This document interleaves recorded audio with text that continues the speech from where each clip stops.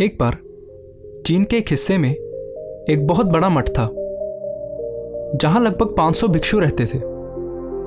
वो सभी अपने गुरु के मार्गदर्शन में खुद को जानने का अभ्यास कर रहे थे। एक दिन एक लड़का उस मठ में शिष्य बनने के लिए आया। उसने मास्टर से कहा, मास्टर, मैं खुद को जानना चाहता हूं। मैं सच की तलाश कर रहा हूं। मैं पता लगाना चाहता हूं कि सच क्या है। मास्टर ने उसकी ओर देखा और कहा कि अगर तुम सच जानना चाहते हो तो तुम्हें अपना पूरा जीवन दांव पर लगाना होगा। सच को जानने में तुम्हारा पूरा जीवन लग सकता है और फिर भी इस बात की कोई गारंटी नहीं है कि इस जीवन काल में तुम्हें सच का पता लगेगा या नहीं। क्या तुम इसके लिए तैयार हो? शिष्य ने कहा, मास्टर, मैं यहां पीछे मुड़ने के लिए नहीं आया हूं। मैं इसके लिए तैयार हूं। गुरु ने कहा, अगर ऐसा है तो एक काम करो। इस मठ में 500 भिक्षु हैं। तुम उनके लिए चावल कूटने का काम करो। बस सुबह से शाम तक चावल को कूटते रहो।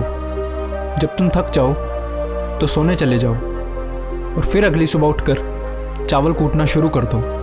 इसके अलावा कुछ और मत करना। किसी और चीज़ के बारे में मत सोचना।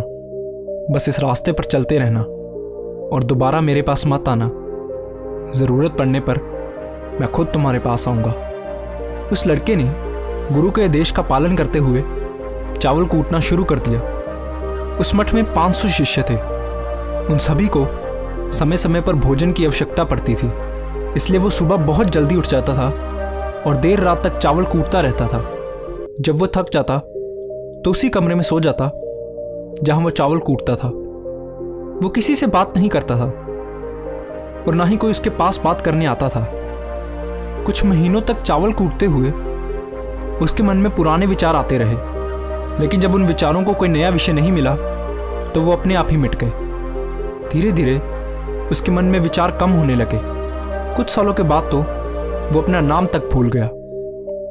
वो हमेशा चुप रहता और विचारहीन अवस्था में बस चावल कूटता रहता। उसने ना तो कभी ध्यान किया था और ना ही कभी कोई शास्त्र पढ़ा था। मठ के बाकी शिष्य उसे मूर्ख समझते थे। ऐसा करते हुए 12 साल बीत गए। 12 साल बाद एक दिन मास्टर ने घोषणा की कि अब मेरा आखिरी समय आ रहा है और मुझे अपना उत्तराधिकारी चुनना है जो मेरे बाद इस मठ का मुखिया होगा।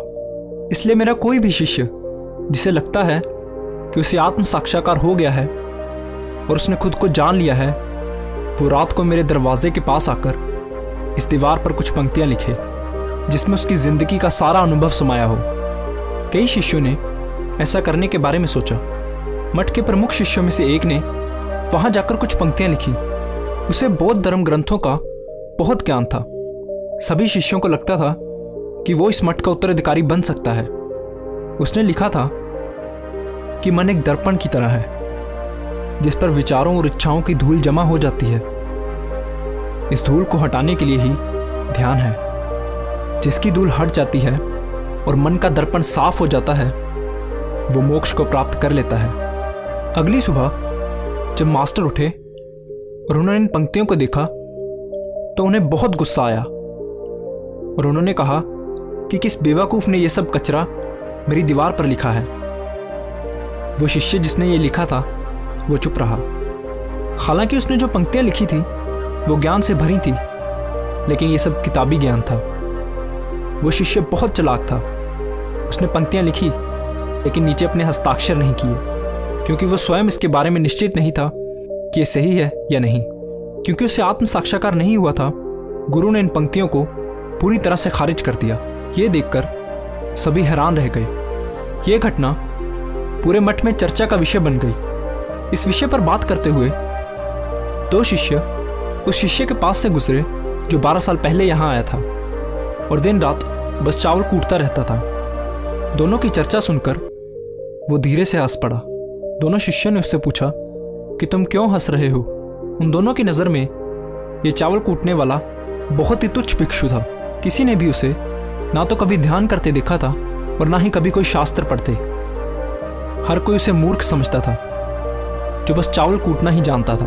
उस मठ में बहुत बड़े बड़े विद्वान थे लेकिन उस चावल कूटने वाले को किसी से कोई मतलब नहीं था, इसलिए वो दोनों शिष्य उसे मुस्कुराता हुआ देखकर चकित रह गए। उन्होंने फिर उससे पूछा कि तुम क्यों हंसे?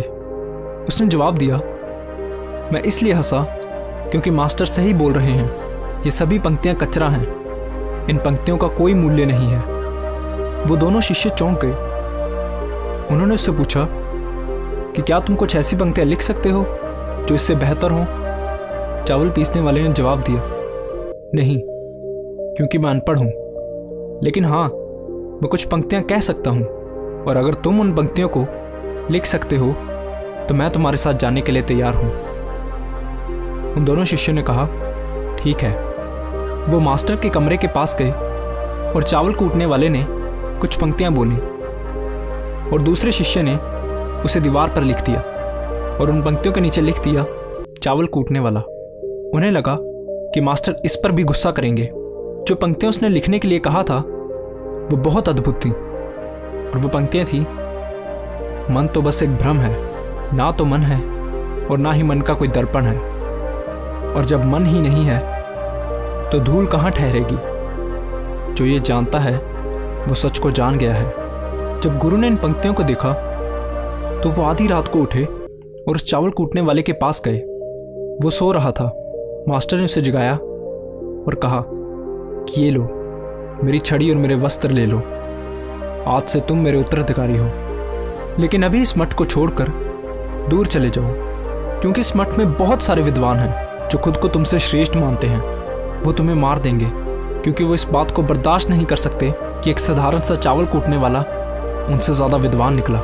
तुम्हें वो सारा ज्ञान हो गया है जो मुझे है, और तुम्हें ये केवल चावल कूटते कूटते हुआ है। और मुझे पता है कि तुम जहाँ भी जाओगे लोग तुम्हारे पास आने लगेंगे, क्योंकि जब कोई फूल खिलता है तो उसकी महक हर तरफ फैलने लगती है। उसने अपने गुरु के पैर छुए और रात को ही वहाँ से चला गया।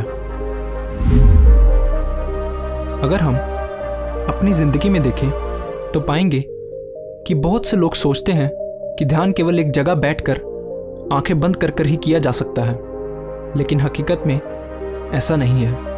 ध्यान तो चलते चलते भी किया जा सकता है, या अपना कुछ काम करते हुए भी ध्यान किया जा सकता है।